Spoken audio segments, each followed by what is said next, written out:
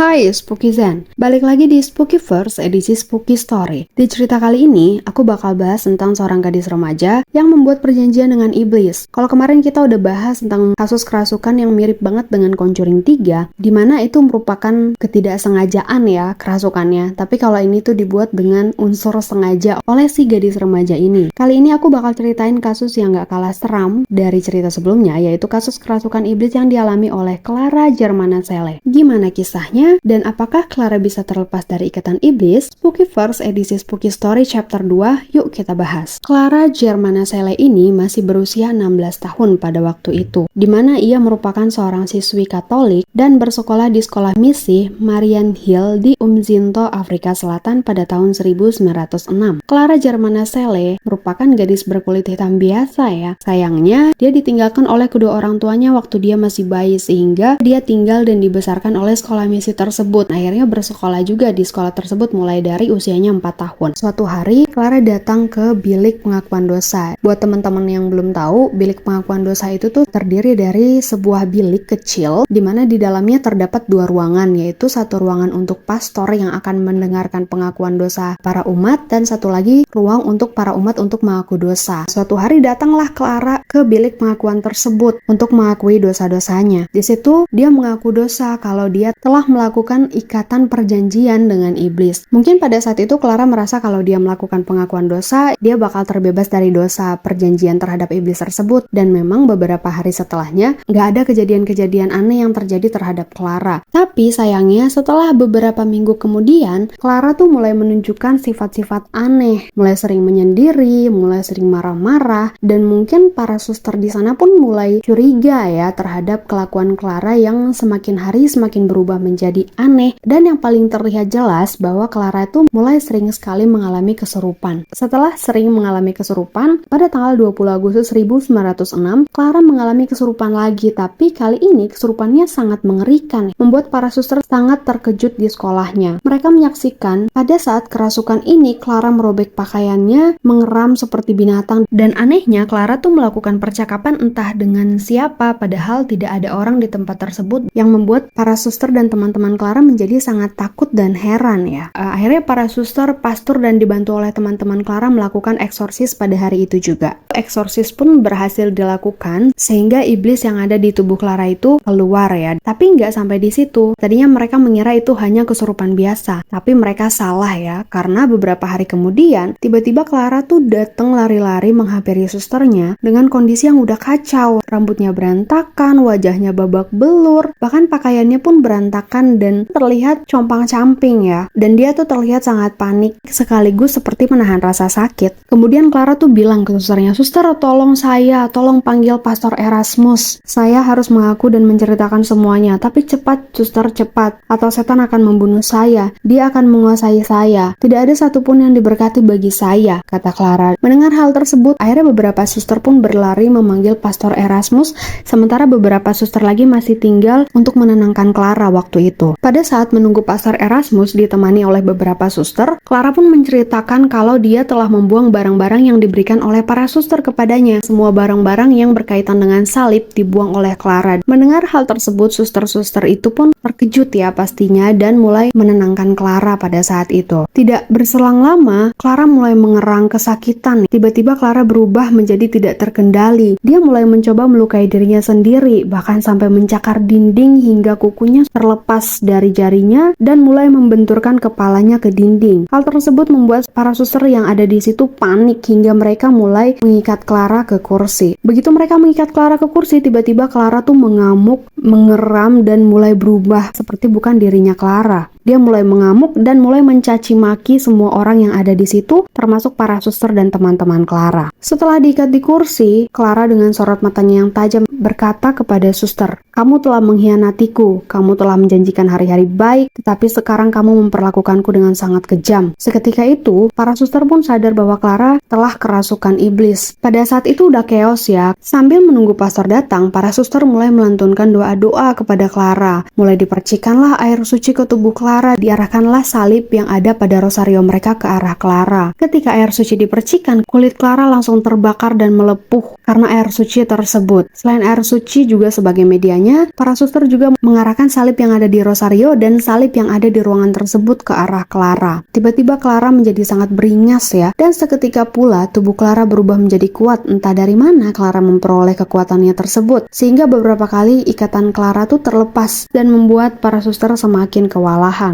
Di tengah-tengah kerasukan, para suster masih sibuk mengarahkan salib dan berdoa menghadap ke Clara. Tiba-tiba Clara mulai mengintimidasi para suster tersebut. Layaknya seperti seorang peramal ya, Clara mulai menyebutkan latar belakang ataupun dosa dan kesalahan yang para suster tersebut pernah lakukan di masa lalu mereka. Padahal yang kita ketahui ya, Clara baru berusia 16 tahun loh dan dibesarkan oleh yayasan tersebut, dan para suster di sana kebanyakan juga berusia 20 tahunan ke atas, sehingga mustahil banget kalau Clara tuh bisa tahu latar belakang hingga dosa-dosa yang pernah dilakukan oleh para suster di sana. Tapi para suster kan udah tahu ya kalau itu biasanya merupakan intimidasi dari iblis untuk melemahkan iman para suster yang sedang mendoakan Clara. Mendengar Clara semakin ngoceh, para biarawati tersebut mulai berdoa semakin keras dan mengarahkan salib ke hadapan Clara, yang membuat Clara tuh semakin marah dan berontak ya, kepanasan karena melihat salib yang diarahkan terhadap dia. Di tengah-tengah berontaknya Clara itu, tiba-tiba Clara tuh berbicara dalam bahasa asing seperti bahasa Polandia, Jerman, Prancis, dan beberapa bahasa lainnya. Dan dia berbahasa tersebut tuh dengan fasih. Padahal Clara tidak pernah belajar bahasa-bahasa tersebut. Meski sering terlepas dan membuat para suster kewalahan, para suster selalu berhasil mengikat Clara kembali. Tapi sayangnya justru banyak kejadian-kejadian tidak masuk akal terjadi pada saat itu. Ikatan Clara pada kursi tersebut tidak bertahan lama. Tiba-tiba Clara menggeliatkan tubuhnya berubah menjadi sangat fleksibel seperti karet dan membuat Clara terlepas dari ikatannya. Tiba-tiba dia mendesis seperti ular dan mulai merayap di lantai hingga ke dinding. Tubuh Clara mulai merayap ya ke dinding, membuat para suster tuh panik. Akhirnya mereka mulai memercikan air suci lagi ke tubuh Clara. Karena merasa kepanasan akan percikan air suci, tiba-tiba Clara melompat ke arah salah satu suster dan menyerangnya. Setelah melompat ke arah salah satu suster, dia pun menggigit lengan suster tersebut, dan para suster yang di situ tidak tinggal diam. Mereka menarik Clara dan mengikatnya kembali. Setelah diperiksa, bekas gigitan Clara pada lengan salah satu suster meninggalkan bekas tusukan seperti bekas taring ular. Hal itu membuat kejadian tuh semakin chaos. Para suster tuh berhasil mengikat Clara kembali. Gak lama, muncullah Pastor Erasmus dan beberapa suster lainnya, dan dilakukanlah eksorsis pada saat itu juga. Setelah dilakukan eksorsis, akhirnya si Clara tuh sadar ya. Setelah sadar, akhirnya Clara pun menceritakan semuanya kepada Pastor Erasmus tentang perjanjian yang ia buat dengan iblis. Dia mengaku kalau beberapa waktu lalu dia sempat melakukan perjanjian dengan iblis, tapi sayangnya gak ada sumber ya yang menjelaskan Clara tuh membuat perjanjian apa dengan iblis dan dijanjikan apa oleh iblis. Hanya sekedar membuat perjanjian kalau dari cerita yang aku dapat. Akhirnya pada waktu itu, pihak yayasan ini memutuskan untuk menaruh perhatian khusus terhadap Clara. Clara disuruh fokus melantunkan doa-doa aja nih, dibantu oleh teman-teman dan beberapa suster yang bergantian menemani Clara untuk berdoa. Pada saat itu juga dilakukanlah observasi terhadap Clara. Karena gereja, yayasan atau pastor pun gak sembarangan ya melakukan eksorsis, karena harus dilihat nih apakah seseorang tersebut memang mengalami kerasukan setan atau hanya gangguan psikologi. Setelah beberapa lama dilakukan observasi terhadap Clara,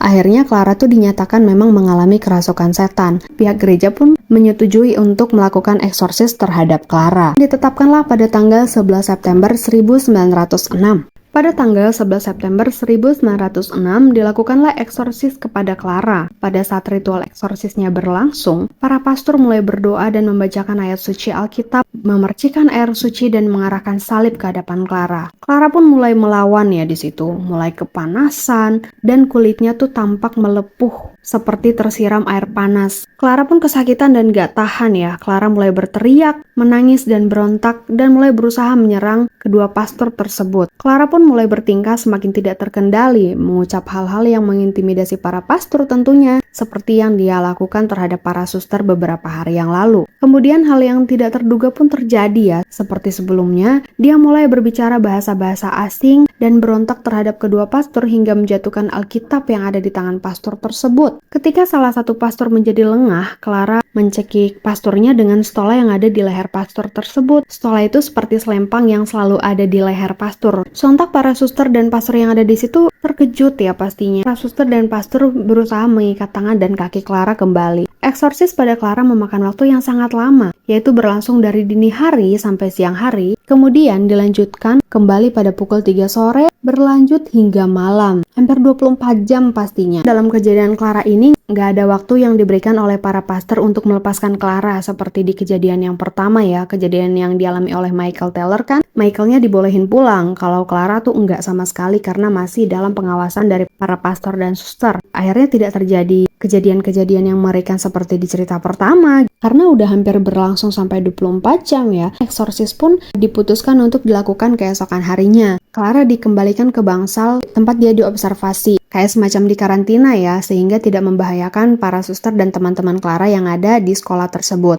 Akhirnya keesokan paginya, eksorsis pada Clara pun dilakukan sekali lagi. Dan pagi itu akhirnya iblis tersebut berhasil diusir dari tubuh Clara. Pada saat iblis itu berhasil diusir dari tubuh Clara, tiba-tiba seperti ada angin yang berhembus yang keluar dari tubuh Clara. Angin itu bergerak teratur, seperti ada yang mengendalikan, perlahan-lahan menjauh dan keluar dari ruangan tempat Clara dieksorsis. Diikuti dengan tanda beberapa barang yang melayang dan kembali ke posisi semula, seolah barang tersebut kehilangan gaya gravitasi. Dan tanda tersebut disaksikan oleh 170 orang yang berada di yayasan tersebut. Para pendeta kemudian menegaskan bahwa Clara telah bersih dari pengaruh iblis. Kejadian eksorsis yang sangat menyiksa Clara tidak membuat Clara jera ternyata. Karena pada bulan Januari tahun 1907, Clara mengaku telah membuat perjanjian lagi dengan iblis. Ia kembali melakukan pengakuan dosa hingga dilakukan eksorsis lagi. Seperti yang sudah-sudah, gejala dan cara eksorsis hingga kejadian-kejadian yang dialami Clara pun nggak jauh berbeda ya dengan proses eksorsis di beberapa bulan sebelumnya. Akhirnya eksorsis pada Clara pun dilakukan berlangsung selama 2 hari juga lamanya. Sama seperti kejadian sebelumnya, tanda-tanda iblis tersebut terusir bahwa ada angin yang bergerak secara teratur mulai menjauh dari Clara. Kejadian barang melayang, kali ini angin tersebut disertai bau busuk yang sangat menyengat. Tapi syukurnya, kejadian tersebut adalah kejadian mengerikan terakhir yang dialami Clara. Setelah itu Clara pun menjalani kehidupannya dengan sangat normal ya, nggak ada gangguan dari iblis lagi. Tapi sayangnya, pada tahun 1912, Clara meninggal dunia di usia yang masih sangat muda, yaitu pada usia 22